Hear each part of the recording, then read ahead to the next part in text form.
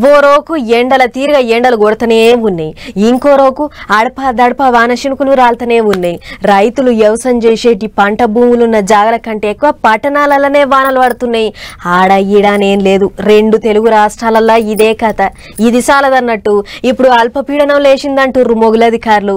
మళ్ళా దాంతో ఎంత ఆగం ఉంటుందో గాని గా అల్పపీడనం కథ ఏందో అరుసుకొనొద్దాం పర్రట్లవై. ఆంధ్ర మీద ఎక్కడలేని భారం ఉంది పొర్రి వానదేవునికి, మరి లేకపోతే ఏంది? మళ్ళోసారి తుఫాన్ లేచిందట ఆంధ్రాల. నిన్న మొన్నటి వరకు చెట్టుకు చింతకాయలు దులిపినట్టే షిట్టా పట్టా పడ్డ శినుకులు ఇంకా కూడా ఆగేటట్టు లేవంటుర్రు మొగులధికారులు. బంగాళాఖాతంలో లేచిన అల్పపీడనంతోని ఓ 4 వద్దులు ముసురు పెట్టేటట్టుందనేటిది మొగులధికారులు అంటున్న మాట.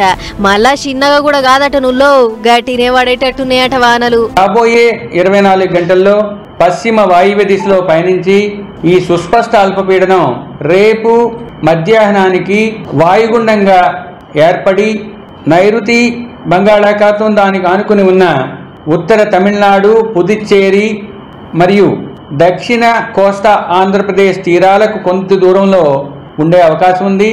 ఇంకో 4 వద్దులు ఆంధ్ర రాష్ట్రాన్ని తడిపి ముద్ద వేసి సలికి వణికిచ్చేటి ఉపాయం. అక్కడి పబ్లిక్ కప్పిన షెద్దర్ తీయకుండా పెంకపేలాలు వేయించుకొని తినుకుంటా టీవీల ముంగట్నే కూసోవాలన్నట్టు. బుధవారం కల్లా అల్పపీడనం గట్టి చిక్కి బంగాళాఖాతంలో వాయుగుండం లేచి దక్షిణ కోస్తా రాయలసీమల వానలు దంచి కొడతాయంటుర్రు అధికారులు.